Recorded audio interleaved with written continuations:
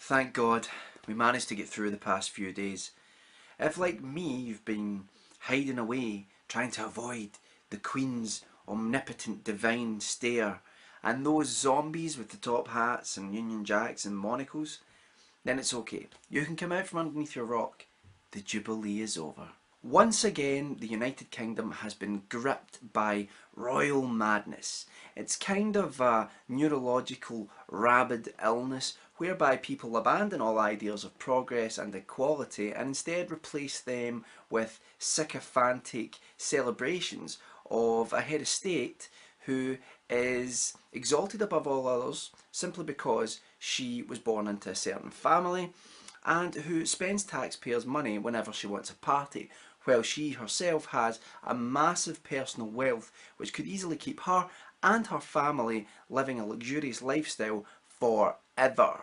The royal family is a very divisive issue, and I have a lot of dear family and friends who have no problem giving their loyalty to the Queen and actually enjoy these sorts of celebrations. So if you are like them, then you may find what I'm about to say a little bit offensive.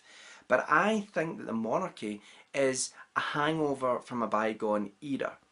And one of those really bad hangovers, you know, the hangover where you're like throwing up but it sounds like you're angry while you're doing it. Ah! Ah! Ah! Maybe that's just me.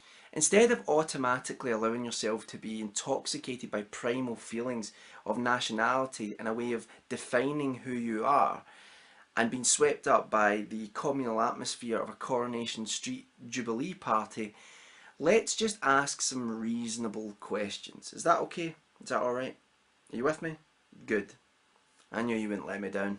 Question 1. Why do you admire the monarchy? I've asked this question over the past few days and I've had a variety of different answers.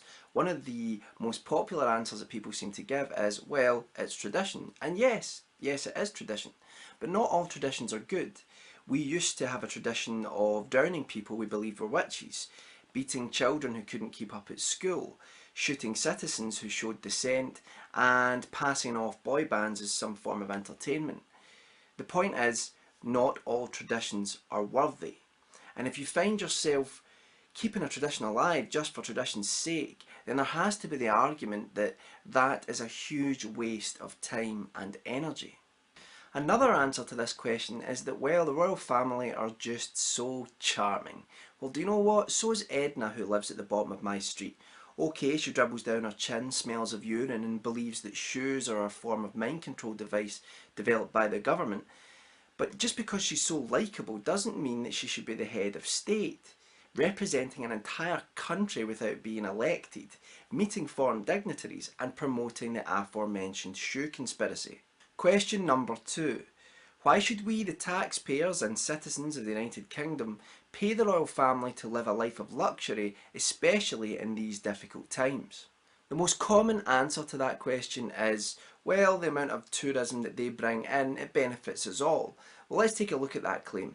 First of all, since when is a moral question the question of keeping a group of people living in luxury due to some sort of antiquated birthright something which should be answered in terms of money? Sure, if we absolutely depended on it, we'd have all of the royalty we could handle. But the truth is, we don't depend on it.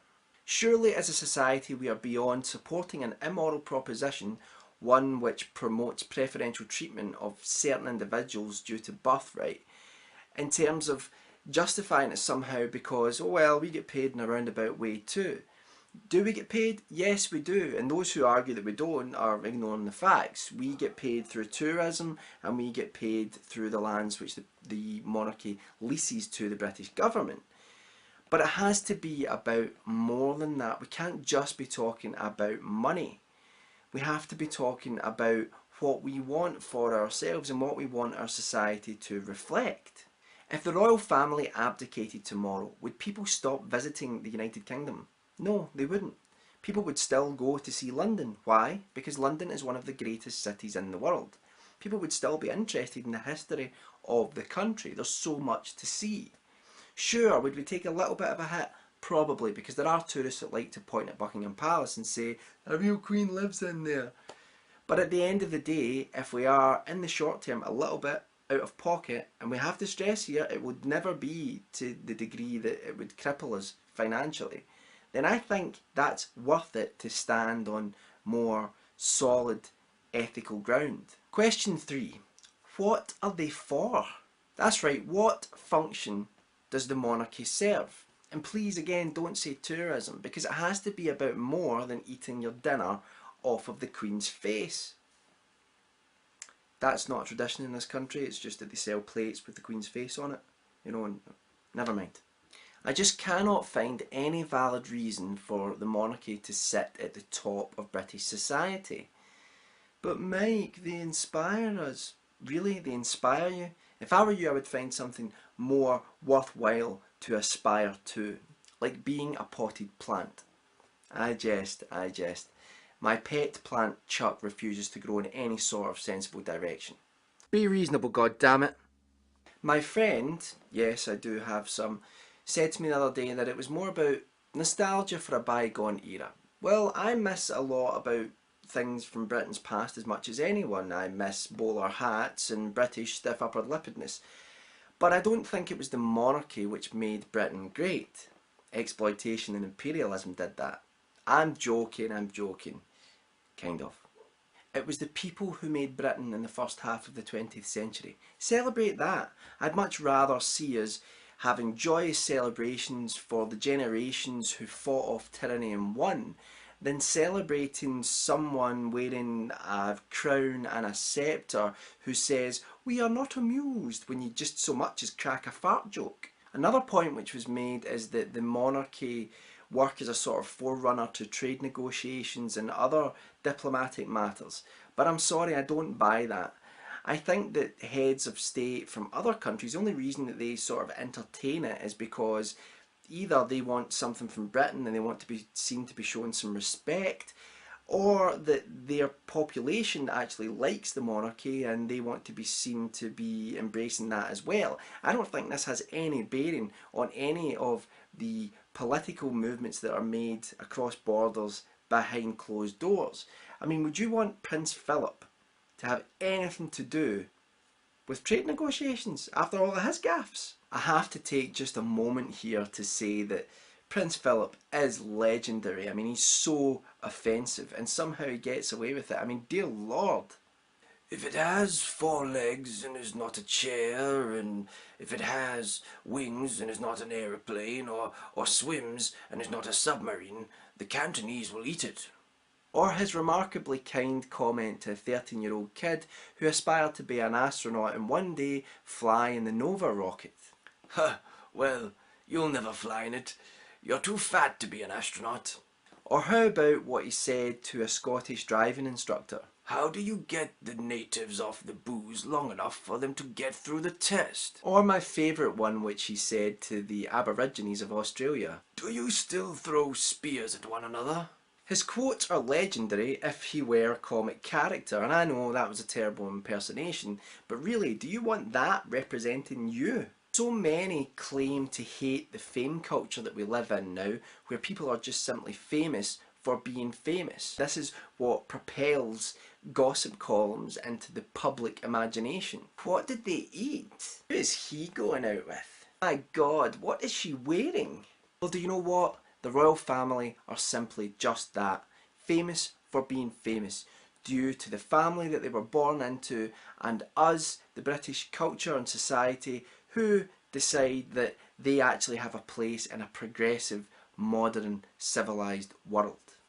Fame these days is a fleeting and arbitrary thing, but yet we still perpetuate through gossip these people who are just famous for being famous. If you have to promote someone, then why not someone like Ray Bradbury, who passed away yesterday, sadly, one of the great writers of our time. He inspired us through his words, and through those words he encouraged us to dream, while giving us words of caution in terms of what our society may have in store for it in the future.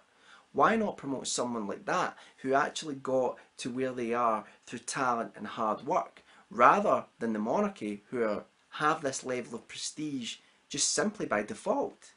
Hold on, Mike, what about all that great charity work that the royal family does? Yes, they do a lot of great charity work, and they do draw attention to a lot of great causes.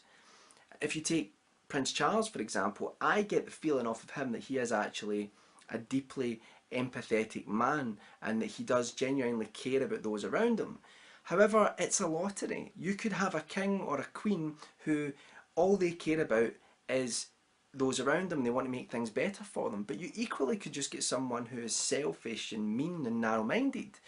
So it's a raffle, it's a lottery, it doesn't matter. So yes, there are some benefits to the royal family. Yes, there are some things that they do which are good. But it's more about what we want our society to be about, what we want it to reflect and say about ourselves. Do we want it to be a place where people are held as equals and are rewarded for their hard work? Or do we want to live in a society where only some people have to work hard, whereas the others get a free ticket to the game? The Queen has a personal fortune estimated at £350 million. She has a personal art collection which is valued at £10 billion. Her properties all over the land have not even been valued, so she has countless fortunes there. If she was to no longer be the Queen, she would do just fine. Yes, the Queen does pay some taxes now. She decided to start doing that in 1992, but they're voluntary. She's not forced to do it. And also the fact that the Queen is the head of the church.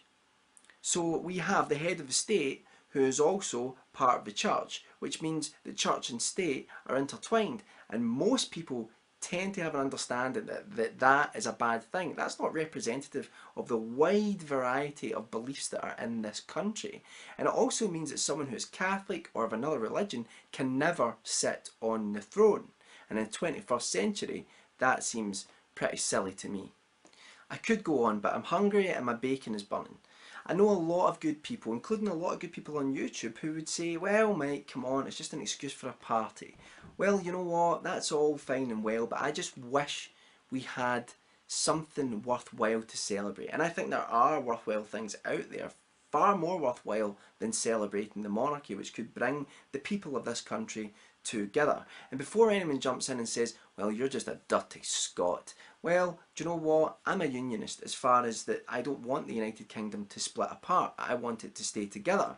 But there are certain things about the union which I feel need to change. And I think this is one of them. I respect the British people's beliefs. If they want a monarchy, then they should have one. But I don't have to agree with those beliefs. And that is what I'm stating here. I think that's about everything I have to say on the matter. I am really interested to hear what everyone has to say about it. But especially I'm interested to also hear the views of people that don't live in the United Kingdom, especially those who come from America, because it's always seemed strange to me that there is an element of the American public which seems to have a fascination with the royal family, when, as far as I can see it, one of the greatest things about the USA is that they overthrew the imperialism of the British Empire and the tyranny of that empire. So I'd be interested to hear what you guys think about it.